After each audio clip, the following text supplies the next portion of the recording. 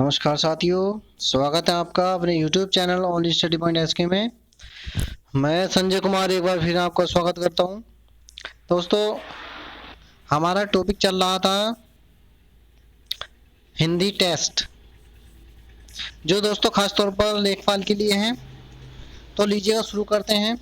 लेकिन आज की वीडियो स्टार्ट करने से पहले बता दूं दोस्तों, वीडियो को शुरू से लेकर अंत तक जरूर देखें और हमारे चैनल से जुड़े रहें। तो लीजिए स्टार्ट करते हैं। पहला है घनश्याम।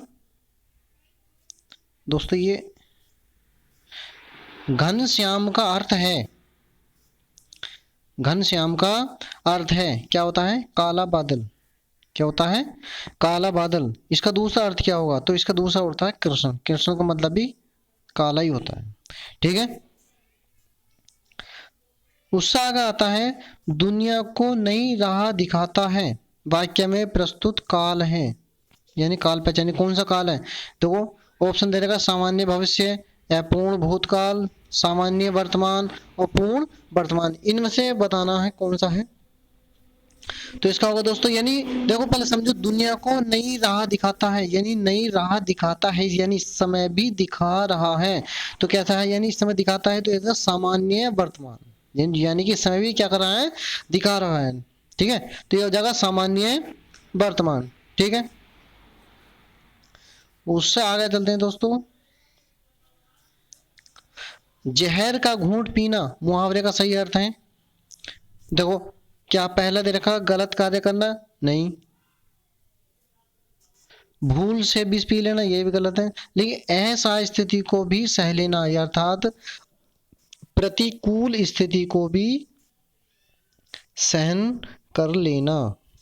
इससे अगला क्वेश्चन है, अमृता प्रीतम किस भाषा की साहित्यकार हैं? अमृता प्रीतम किस भाषा की साहित्यकार हैं? तो देखो दोस्तों, आशा करता हूँ आपने लगा लिया होगा। ये है अमृता प्रीतम पंजाबी भाषा की। किस भाषा की है? पंजाबी भाषा की। आगे चलते हैं। रश्मि मानसा के लेखक कौन है? रश्मि मानसा के लेखक कौन है? तो इसका हो जाएगा दोस्तों,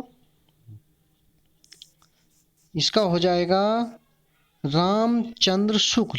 पहला वाला option, option number A, Ramchandra Shukla. ठीक है, उससे आगे चलते हैं। कनक कनकते सोगुनी मादकता अधिकाय, उन्हीं खाए बोरात नर ही पाए बोराए। ठीक है, देखो वो कह रहा है इन पंक्तियों में कौन सा अलंकार होगा। तो अलंकार कौन सा होगा ये देखना है। तो अलंकार इसमें होगा यमक अलंकार। देखो कैसे, यानी कनक कनक दो बार आया। कनक कनक कैसे आया? दो बार आया। तो अब इसकी परिभाषा क्या होती है कि जहां पर एक शब्द की पुनरावृत्ति दो बार हो, यानी एक शब्द दो बार आए और उसका अर्थ अलग अलग निकले, तो वहां कौन सा अलंकार होता है? यमक अलंकार होता है। कैसा होता है? देखो, कनक, एक कनक का मतलब तो होता है सोना, एक कनक होता है धतूरा। तो यानी शब्द वही है, लेकिन क्या है, उसका अर्थ अलग अलग है। तो ठीक है, तो वहां पर कैसा अलंकार होगा? यमक अलंकार होगा। ठीक, उससे बाद में चलते हैं। देखो ये तीनों ही वेरी वेरी इंपॉर्टेंट है। अगला क्वेश्चन है सबल। कौन सा है? सबल में कौन सा समास होगा? सबल में देखो पहले दे रखा समानाधार समानाधिकरण बहुब्री। अगला बी दे रखा व्याधिकरण बहुब्री, सी दे रखा तुल्य योग बहुब्री, डी दे रखा प्रतिहार बहुब्री। तो दोस्तों इन चारों में से कौन सा होगा? ठीक है, तो आशा करता हूं आपने लगा लिया होगा। तो इसका होगा तुल्य योग बहुब्री, option number C. Option number C. ठीक है दोस्तों, देखो इसकी पहचान क्या है। तुल्य योग बहुब्री है ना, तुल्य योग बहुब्री की, यानी कि बहुब्री का, बहुब्री समास का वह रूप जिसमें जिसमें प्रथम पद सह होता है और समास होने पर सह का स हो जाता है, सह का स हो जाता है, तो तुल्य योग बहुब्री समास हो जाता है। ठीक है, जय जय स परिवार, स बल। तो स बल का अगर हम समास विग्रह करेंगे तो क्या हो जाएगा? स बल अर्थात बल के साथ है जो, यानी कि बल के साथ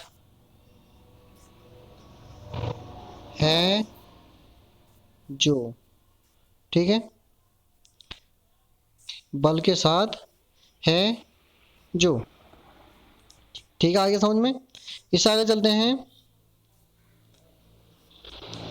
अगला आता है दोस्तों सरसिज। सरसिज में कौन सा समास होगा?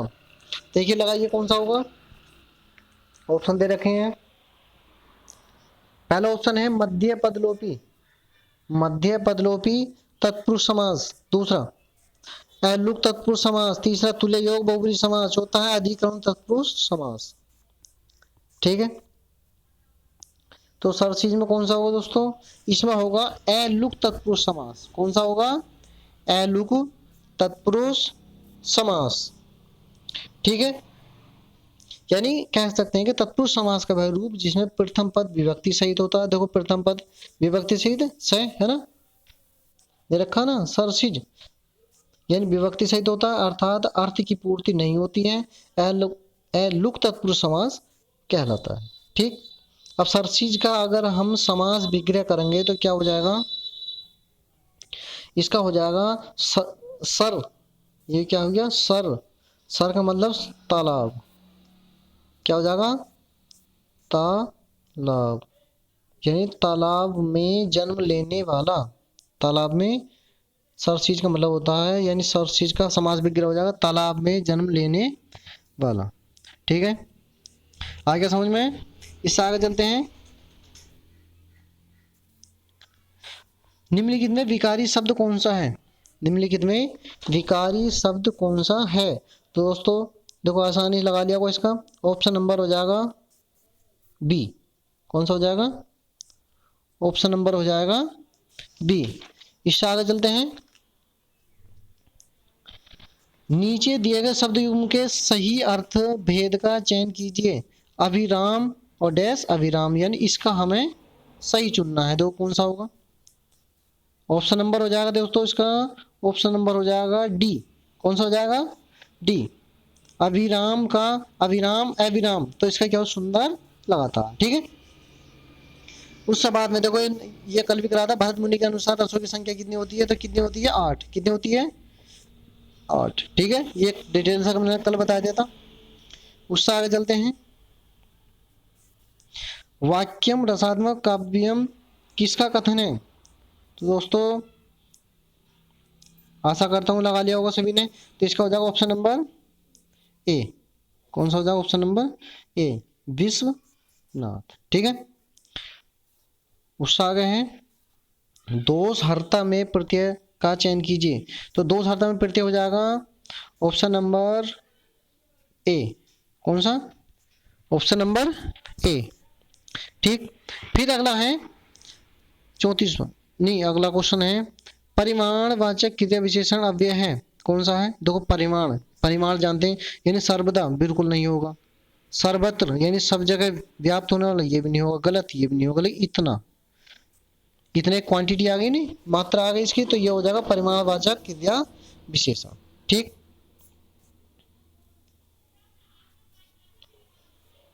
फिर उससे आगे चलते हैं। निम्नलिखित शब्दों में एक शब्द पुल्लिंग है, उसे बताइए। देखो, पुल्लिंग बताना है हमें।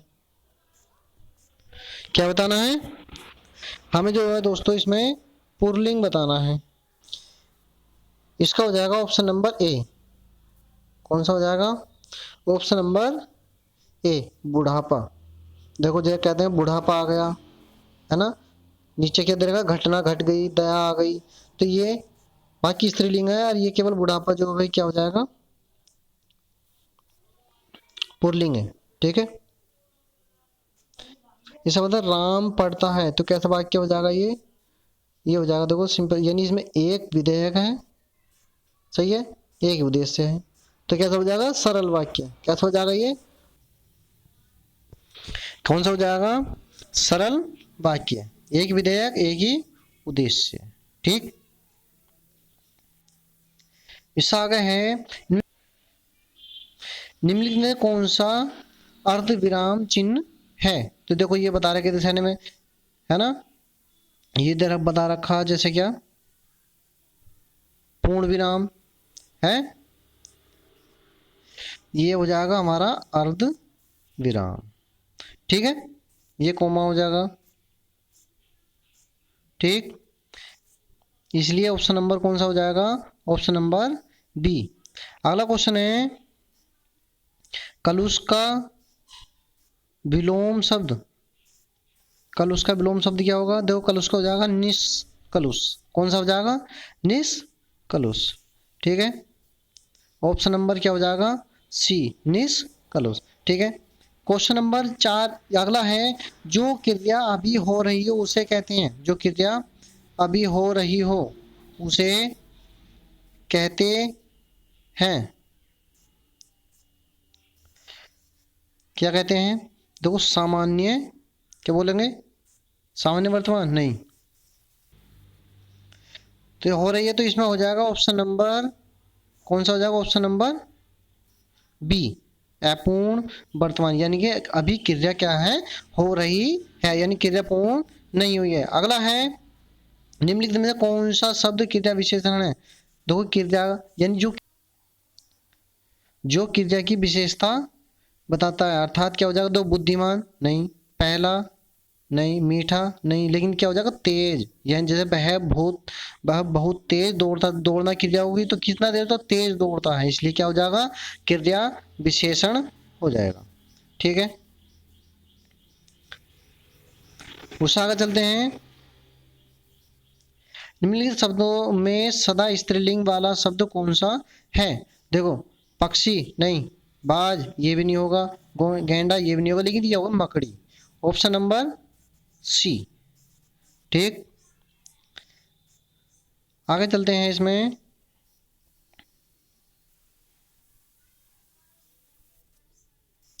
अगला क्वेश्चन दोस्तों, निम्नलिखित वाक्य किस अवयव से पूरा होगा? निम्नलिखित वाक्य किस अवयव से पूरा होगा? देखो कौन सा होगा? आज धन के बिना कोई नहीं पूछता, ऑप्शन नंबर ए हो जाएगा इसका। आज धन के बिना कोई नहीं पूछता, साथ कहाँ कुछ नहीं, ये गलत है। ठीक है, अगला क्वेश्चन है, स्वतंत्र सत्ता धारण न करने वाले शब्द क्या कहलाते हैं? स्वतंत्र सत्ता धारण न करने वाले शब्द कहलाते हैं, क्या कहलाते हैं? यौगिक। क्या कहलाते हैं? Option number B. ठीक है, अगला क्वेश्चन है, अगला क्वेश्चन है दोस्तों, इसमें वकील किस भाषा का शब्द है? तो यह हो जाएगा ऑप्शन नंबर बी। कौन सा हो जाएगा? बी, अरबी भाषा का। ठीक है, फिर अगला है, सुत शब्द को स्त्रीवाचक बनाने के लिए किस प्रत्यय का प्रयोग किया? देखो सुत का मतलब होता है पुत्र, सुत का मतलब क्या होता है? पुत्र। ठीक है, तो सुत को बनाना पुत्री, यानी पुत्री को क्या कहते हैं? सुता। क्या कहते हैं? सुता। ठीक है, तो ऑप्शन नंबर कौन सा हो जाएगा? बी, आ लगा देंगे इसमें, सुत में सुता हो जाएगा। ठीक है, तो दोस्तों आज के लिए इतना ही काफी है, आशा करता हूँ आपने हमारे टेस्ट को पूरा लगाया होगा। और दोस्तों आपके कितने मार्क्स आए 25 में से, इसमें कमेंट्स करके जरूर बताएं और हमारे चैनल से लग रही। ओके दोस्तों, धन्यवाद।